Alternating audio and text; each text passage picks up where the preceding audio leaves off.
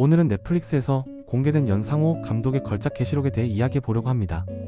이 작품은 한국 개신교의 민낯을 적나라하게 보여주는 용기 있는 영화입니다. 계시록은 동명의 웹툰을 원작으로 한 작품으로 작은 개척 교회를 배경으로 새 인물의 이야기를 그려냅니다. 젊은 목회자 성민찬, 성범죄자 권양래, 그리고 강력계 형사 이현희입니다. 류준열, 신민재, 신현빈이 각각 이 역할을 맡았죠. 암울한 분위기는 종교의 어두운 본질을 그대로 반영합니다.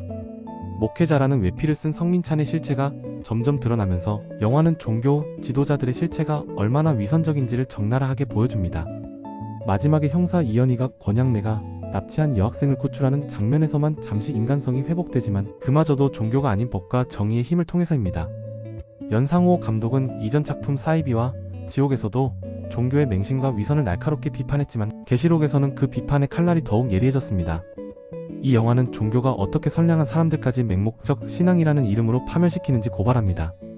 영화는 종교의 본질적 문제점들을 여과 없이 드러냅니다.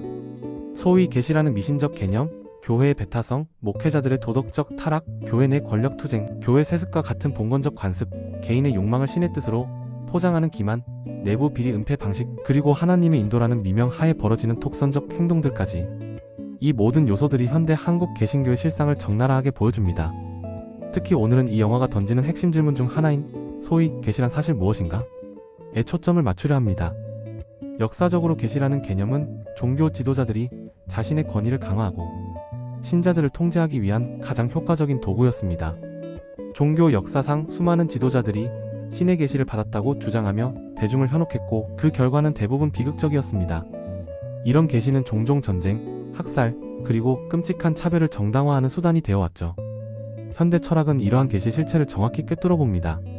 실존 철학과 포스트 구조주의는 모든 텍스트와 경험이 개인의 주관적 해석에 따라 다양하게 이해될 수 있음을 설명합니다. 즉, 계시라고 주장하는 것은 결국 개인의 주관적 경험을 신성화하는 과정에 불과하다는 것이죠. 이런 관점에서 보면 소위 정통 교리나 올바른 계시 해석이라는 것도 결국은 특정 집단이 자신들의 권력을 유지하기 위해 만든 인위적 기준에 불과합니다. 교회가 주장하는 계시 분별의 원리는 사실상 다양한 해석의 가능성을 차단하고 교회의, 특히 교회 지도자들의 권위를 강화하는 장치인 것입니다.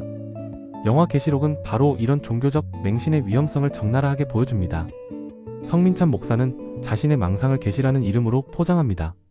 그는 산에서 본 착시를 신의 얼굴로, 구름 사이로 비치는 빛을 천사의 모습으로 해석합니다. 더 나아가 자신의 교회 경력 상승 기회가 생기자 이를 신의 뜻으로 해석하며 심지어 살인까지 정당화하려 합니다. 여기서 우리는 종교적 맹신이 얼마나 위험한지 명확히 볼 수 있습니다. 평범한 사람이 계시라는 환상에 사로잡혀 살인자로 변모하는 과정을 영화는 냉철하게 묘사합니다. 이는 단지 영화적 과정이 아닙니다.